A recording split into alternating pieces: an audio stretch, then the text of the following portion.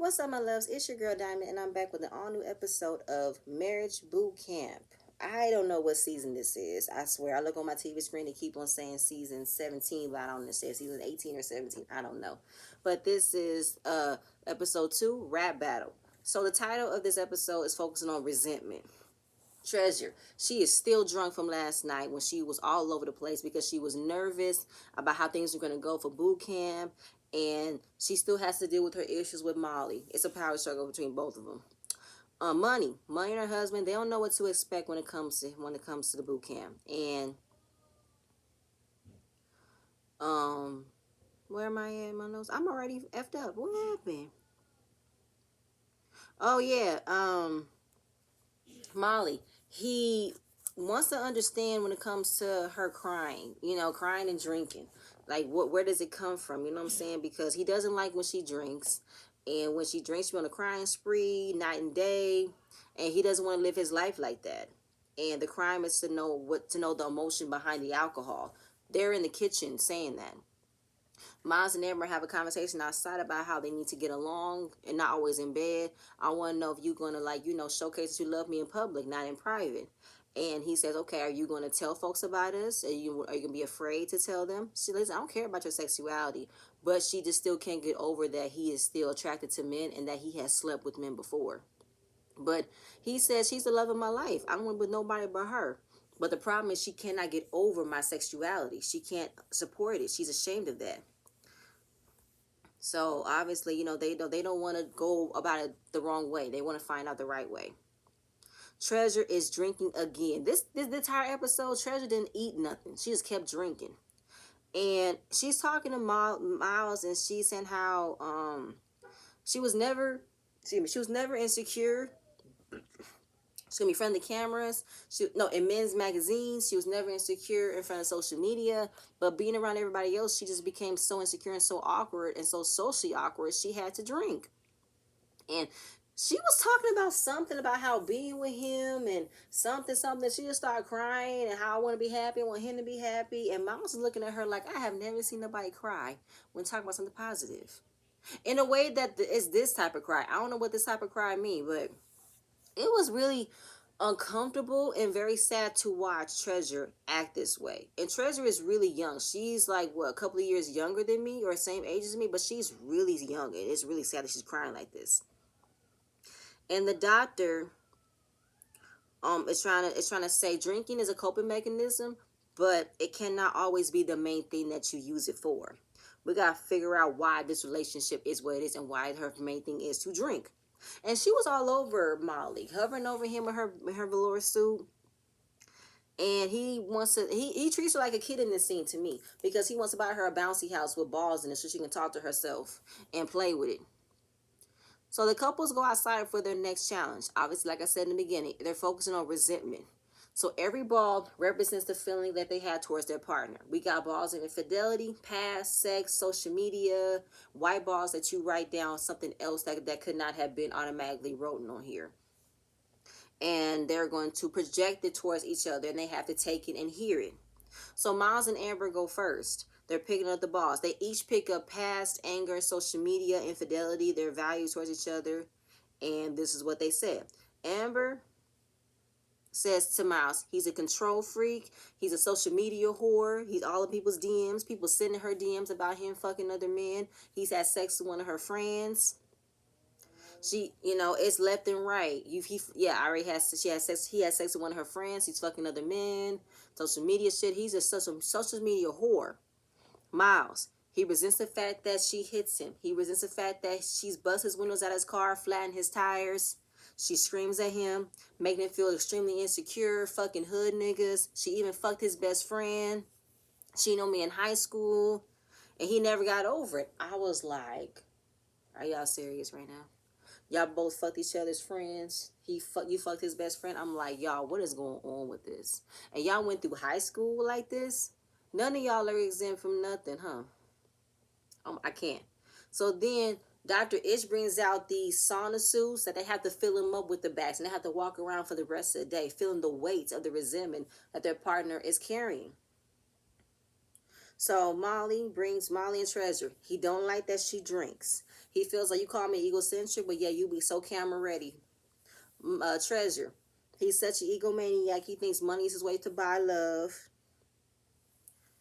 And oh, am I going too fast? Oh yeah, I'm going too fast. I'm sorry. I'm skipping. I'm sorry.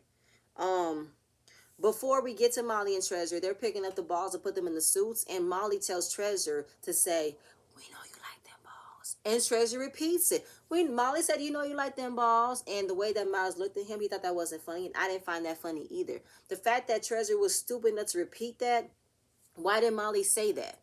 What was the point of him saying that? That was not the right time to say it like that, or even say it at all. So Miles like, okay, if you homophobic, that's on you because I've been called every name while being a male in this hip hop industry of being a bisexual man. So go ahead, hit me with your words. But I never did nothing but respect you. Say it's you, do you, or how you lived your life. So let me live mine. Don't come at me with that shit. If you gonna come like that, stay away from me. I didn't like that. I wish Dr. Ish would have said something because you want to tell Amber not to be ashamed of him. It's his choice, bisexual. Tell Molly don't say no shit like that because that wasn't called for. So, repeating what I said before, Molly don't like that she drinks. She's calling him egocentric, egomaniac. She be camera ready. Same thing to her. He's egocentric. He thinks money's his way to buy love. And you keep talking to her like you were daddy. And he don't know if when she's crying, she's happy or she's crying because she's depressed. Nori. Neri is resentful because he don't help her around the house. He's jealous when she spends time with friends. He doesn't hang out. He doesn't appreciate that she made him dinner. He don't help out with the kids. He talks about how she doesn't. She goes to baby showers. She goes to bar mitzvahs, but don't want to give him another baby. She's looking like, where the fuck did that come from? They had a conversation about having a kid, but she felt like, what was the point of me doing that if he wasn't being serious? So they already have 3 kids, 3 older kids they're taking care of. And he acts like a 4 kid sometimes. So why would I have had another baby? And I'm like, will he help me? He said, I'll help. I don't believe you. Here come Tough. He resents her for not letting her be the breadwinner. He resents her for coming in on how he needs to make money and changing it and not allowing things to affect the way that they did make money. Amber didn't like that because she said, how can Tough blame her for his career not taking off? And Money said, he blames me for his career because she stopped helping him because he cheated. So she wanted to work on the relationship, but as far as me continue doing everything that I was doing without zero consequences, no ma'am. And she goes back at him. I resent you for infidelity. And then when he tries to rekindle, it's more infidelity. He betrayed my trust. And then he tells her that trust balls hurt more than infidelity. So she just continues to start throwing them, because she is still hurt about it. So the rest of the night, they have to wear the suits to weigh the resentment towards their partner. Molly checks on Treasure, and she's drunk. She says she'll mix Hennessy and tequila. You mixing brown and like clear white liquor, your stomach, girl, your stomach. So they're all having dinner, and there's a conversation of cheating. And Tough wanted to bring in the past. He wanted to leave it there, but Money is like, listen, at the point your behavior needs to change. Your behavior hasn't changed since you got found out you cheated. And the whole thing about checking DMs. Do you have to check my DMs every time? If I feel like your behavior hasn't changed, you give me a reason for me to check it because that's how I found out the first time. So it's like, Miles said if you took him back, that means you forgave him. Bullshit. We're talking about a man who cheated on me when I was pregnant. Okay? And then I didn't find out that he cheated on me until after I had our baby. Because the bitch tweeted me. The bitch tweeted. He said, how you tweet someone you don't follow? Because she added your name. And since I follow you, I saw the fucking tweet. So I did my investigation. Turns out there's some more shit that you done with her. And that's how I found out that you cheated. So he's really trying to make it seem as if it was her fault that she found out. And it makes no sense for me.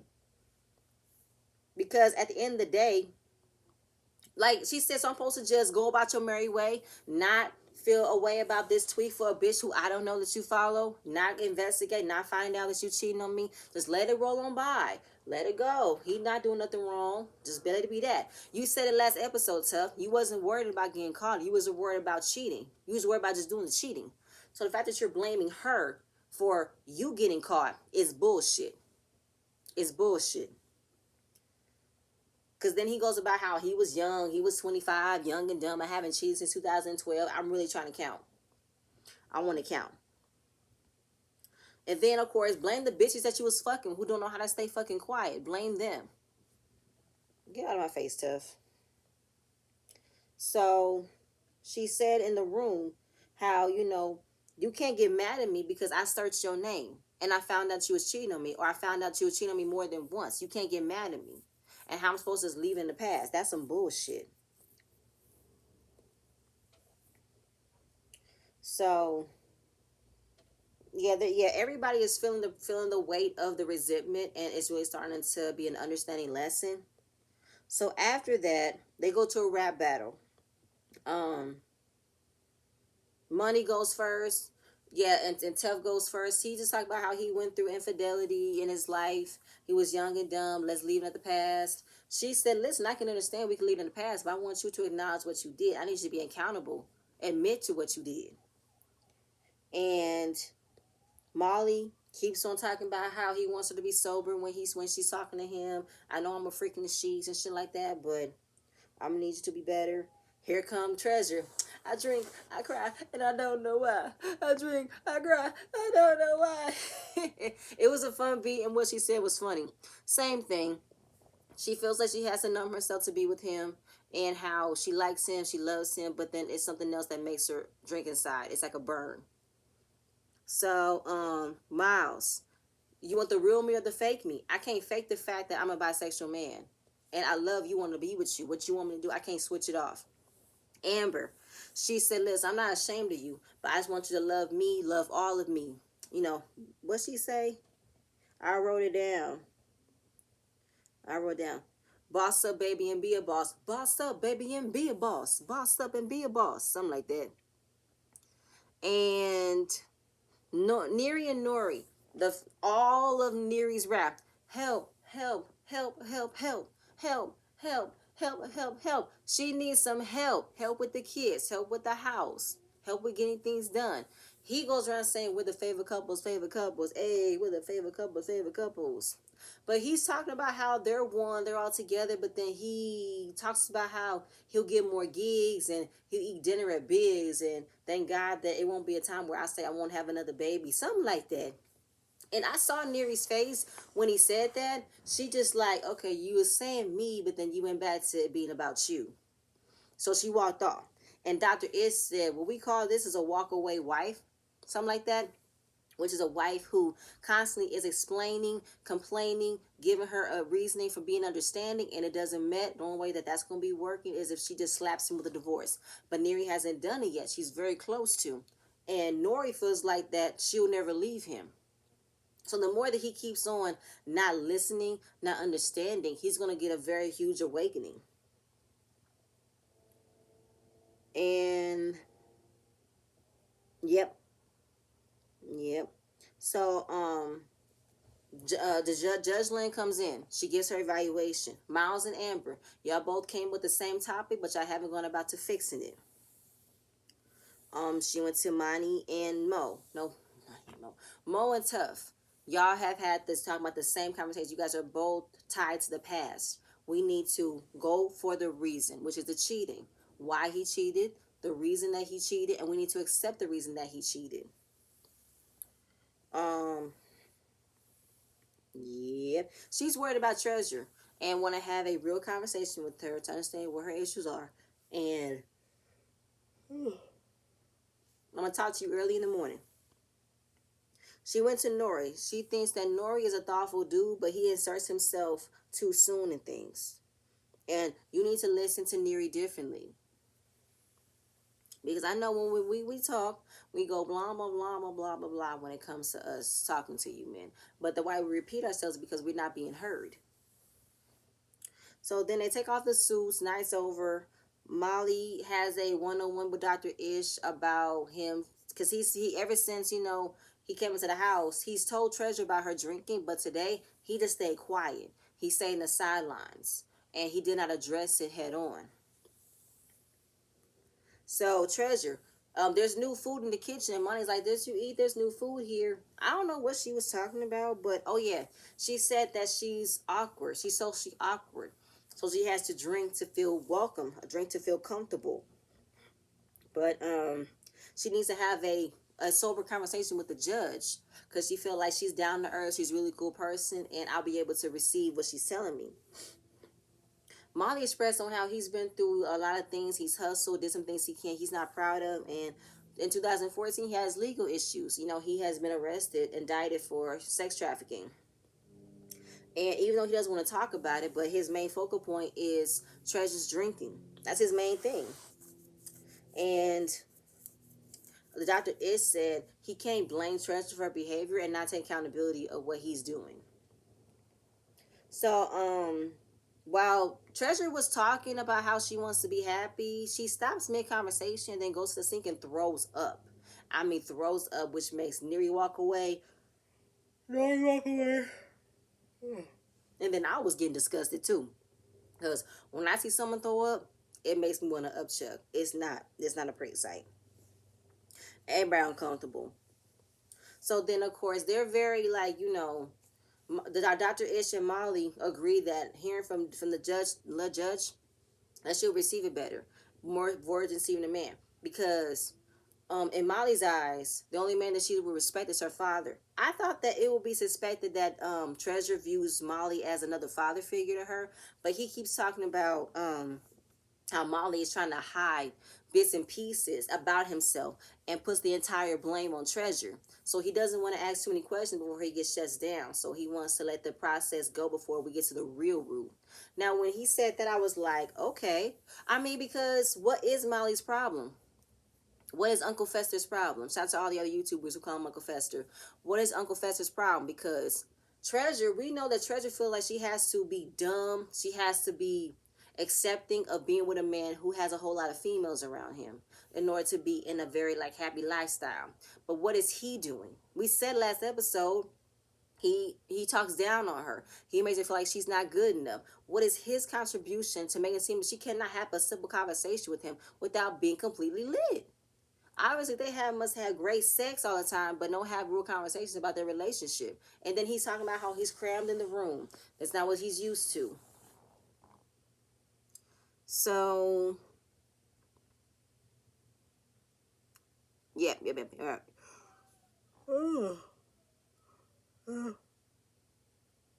Yep. Yep. So, while that happened, he goes into the kitchen and Treasure tells him that she threw up, but she knew what the reason was. And you were not the only person who told me. That's why I do it. And he said, I'm actually happy that you're telling me this. I'm actually happy that you are expressing it to me. So after that, she goes around to back to the refrigerator to find herself something to drink, a liquor. And everybody was like, no, you need some H2O, dear. Moni, girl, you need some H2O, okay? You need to get that water in your system. You need to be sober on your meeting with Judge Lynn tomorrow. I'm like, girl, do you not listen to yourself? And eat. All she had was pork rinds. Girl, you need some food in your system. Eat. So, Neri, she don't like a messy kitchen, so she decides to put it upon herself to wash the dishes. Nori helps her, because he's now hearing it, he's understanding it. And Dr. Ish hope it's not a one-hit wonder that he's doing it. I hope it's not a one-hit wonder either. So, Money and Tuff, they're having the same conversation about on the drill, how he blames her for his career not being where it's at. And she stopped it because he cheated. Now he felt like, okay, despite of all that, why you didn't help me? Why would I want to continue to help you when you hurt me? You pretty much bit the hand that fed you. Because without money, who are you? I don't know who Tuff is. I mean, I barely know who Money is, but if I look her up, I can see all type of credentials. I don't know who Tuff is. Tuff is a young man who saw a woman who was elevated into the music game. She's been at this for 4 decades. So he saw a money bag. He saw a treasure. He saw a gold mine, and he hopped on it to make sure that he got where he at, and then he'll leave her in the dust. So then she's like, listen, I don't understand how you cannot understand. Why would I still help you in a professional manner when you cheated on me? Why would I help you? Well, then why would we be back together? Because so we was in a relationship, and we have a child. We have a child together. I want us to get that first before you automatically go about money. That's his been his main focal point. Money. He is very intimidated by money success, and he wanted to hop onto that, but he's not getting it because he fucked it up. He fucked it up. And how are you going to put her to blame about how she didn't continue for your career to soar when you broke her heart? Since she's the one that holds all the cards, you need to be doing all you can to make sure she don't do anything else to you. Because she could definitely put out a way of saying, don't work with him. He's not a good, no, he's not a good listener. He don't take credentials. He don't take constructive well. She could definitely make your life a living hell for any other musicians or any other producer she can put you in the room with. If you keep fucking up. Good night and goodbye. So then, yeah. And then of course try to say a lot of people who have been in relationships have gone to infidelity and they still work. Okay, well that's them, not me. I'm not one of them. You was cheating on me with 8 bitches, okay? 8 bitches. We're not gonna minimize what was happening. So yep, at the end of the day, he still feels like she should have had his back with his career. I'm like bullshit. And then he said the same thing goes with if you take someone back by saying they never have sex again. What the fuck does that mean? I'm Tough. You can get out of my face again with this shit. And now it's the end of the episode, but I want to go on a small rant for Tough. Tough, get the fuck out of my face, okay? I didn't say in my last video, but you are very intimidated by money. You keep on talking about money. I don't know. Does money make you feel small? Does money make you feel emasculated? What does money do that make you feel as if you're not a man? I don't know. Because since you sought out other women who you felt beneath you, who you felt like you was somebody to them, and then you fucked them because they made you feel like a man. I don't know. I don't know. What else does money do that I really want to understand that's making you want to do this? What else? Because if that's the case, though, Tough, you can exit stage left. You can exit stage left because I don't know why you're trying to hold on to money. You still trying to place the blame on her for your career not elevating, for her finding out that you cheated, for her investigating on who you cheated with. It's all her fault, and I find bullshit. You cannot blame her for the shit that you did, and she's supposed to just take it and accept it and still help your ass out? No. And what do you bring to the table, Tough? What? What did you bring to the table? I don't know what you brought. Anyway, that's all I got. I ain't got no more. Please stay tuned for my next video, and I'm going to see you guys later. Bye.